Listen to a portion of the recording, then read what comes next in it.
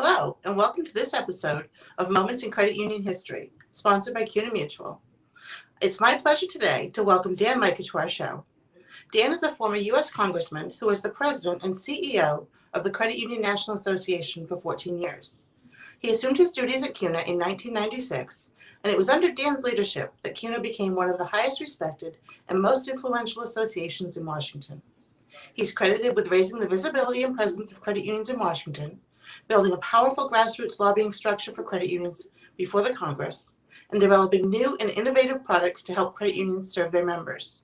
Now, before I introduce Dan, I want to tell you this is a little bit like my night at the museum moment, where the people that are part of the exhibits and the fabric of the museum come to life. This is Dan for me today. I walk by exhibits that have Dan's picture on them every day, and today we have him in person. So welcome, Dan. Thank you for being here. Thank you, Stephanie. So good to be here. And I didn't know CUNA Mutual was sponsoring this, but they've done a magnificent job in supporting the entire credit union movement for as long as I've known. Absolutely. A rich history for sure. A rich history.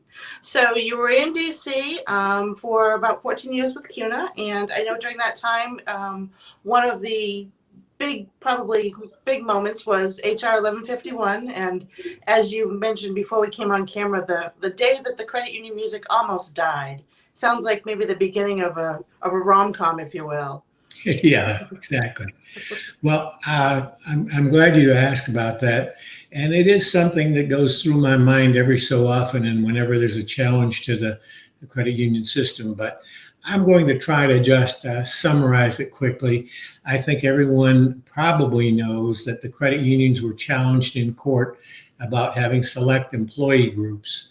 And at one time, you could only have one group with one common bond of membership. But AT&T Credit Union in North Carolina expanded that to a number of groups. The bankers sued. We lost the suit.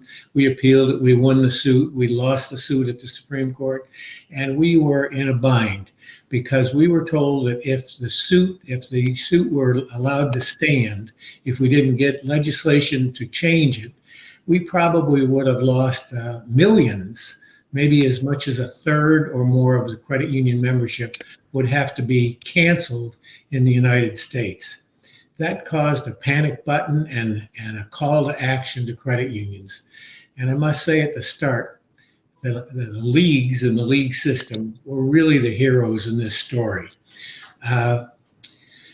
We were counting down the days till we maybe had to start that termination of all our credit union members, and we had legislation before the Congress. It had hearings in the various committees, and we were on the final few days where they were about to have a vote on the committee. And this was the Banking and Finance Committee in the House of Representatives first. And to make a long story very short, we were right down to the point where they were about to vote, and the members of the committee were called to the floor of the House to go vote on legislation. So the chairman adjourned the committee. Everyone left. He said we'd be back in 15 minutes for the vote. And he came over to me and said, this was Chairman Jim Leach.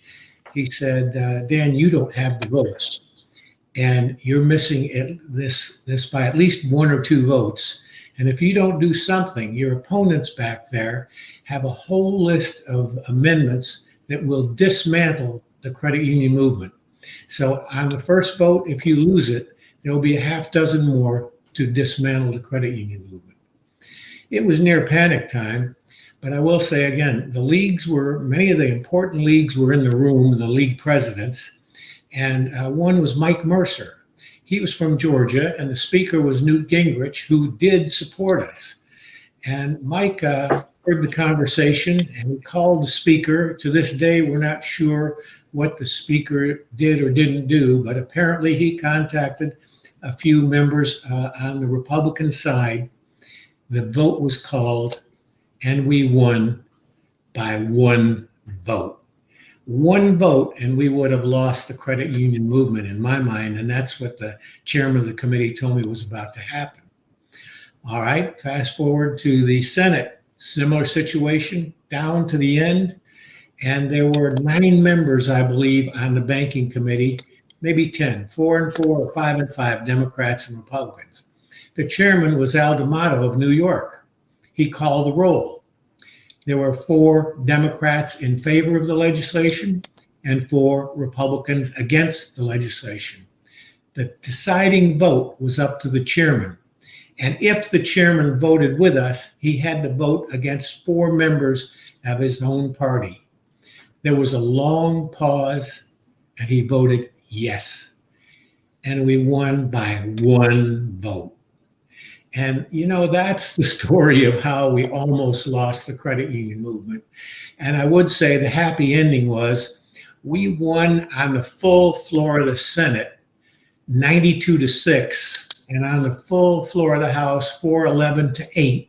We had widespread support in both the House and Senate.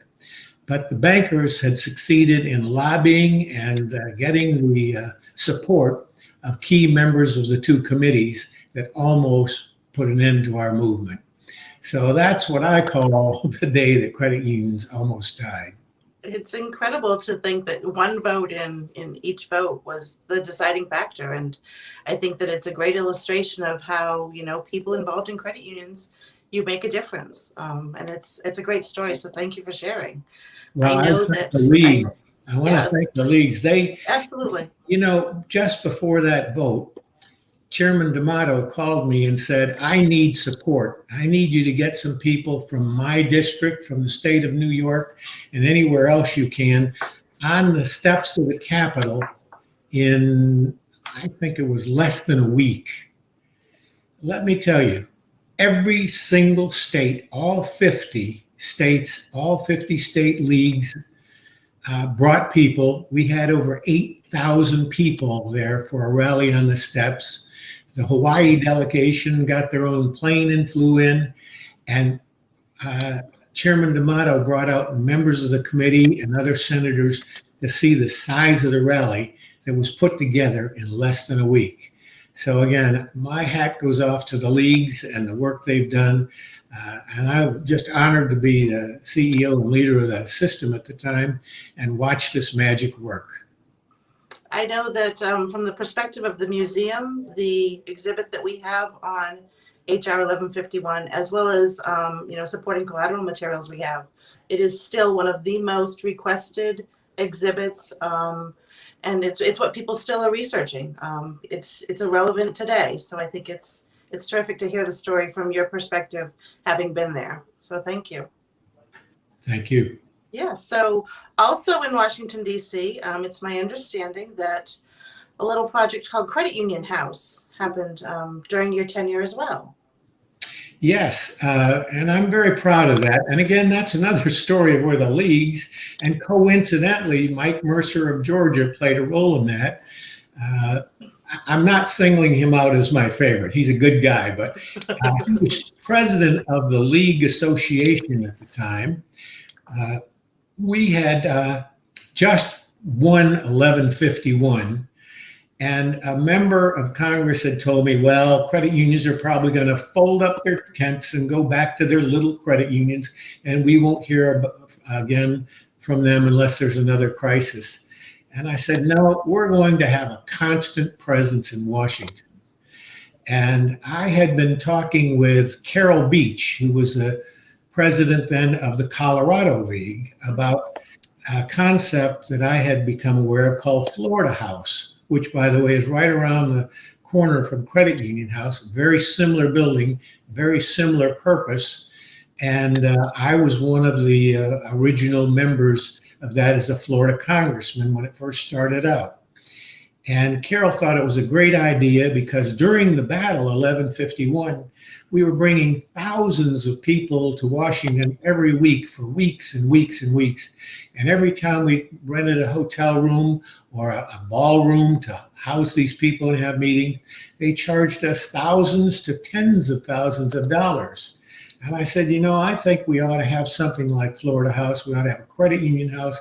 It can be a place where credit union members go. It can be an event facility for credit unions. It can be an event facility for members of Congress. and it can be a war room if we ever have this again. And we keep a constant present in Washington.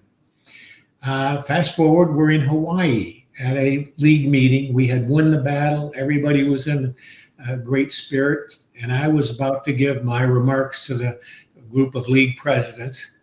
And Mike Mercer was the president of the group, the chairman of the leagues. And then backstage, he said, "Hey, Mica, give him one of those vision speeches, maybe something about that credit union house you were talking about." And I must say, I kind of took it as a little humorous, but a bit of a challenge. And I thought, well, I'll do a little bit of the Martin Luther King, "I Have a Dream." And I admit now I didn't then, but I hammed it up a great deal. And I said, "I have a vision. I have a vision." And I spelled out this vision of a house on the hill, a beacon for credit unions, a place where members of Congress would see it and know that we're always there, a place where we could come. And I went on and on and on with it, kind of a rousing, and in my mind, it was half humorous, but it was serious. I was making a point. Now, to be clear, I had no plans, no approval from the board, no nothing. It was just a kind of a rally call to see if anyone was interested. As soon as I finished the speech, there was just a loud round of applause, and Carol Beach stood up and said, "I've heard about this idea. I support it 100%, and I pledge X $1,000. I forget what it was, but it was a lot of money." He said, "I'm going to pass around a legal pad, and I want every league president to pledge something."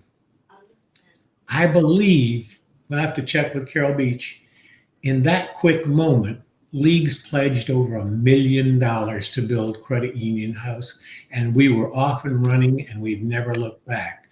And by the way, Credit Union House was built from scratch on an empty lot. A lot of people think it's an old building, but we built it to look like a traditional building, and it's been a great investment financially for the leagues.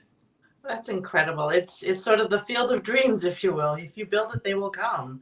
Absolutely. So yeah, we're huge fans of Credit Union House, and they have such a significant role in Washington, D.C., and we're happy to partner with them in lots of different ways. Between the Credit Union House and the Credit Union Museum, our movement is very fortunate to have its history set in place for a long, long time in the future. Well, thank you. We appreciate your time today, Dan. Thanks for being part of our show. This was another moment in credit union history, sponsored by CUNY Mutual Group. Thanks for joining us. Thank you very much.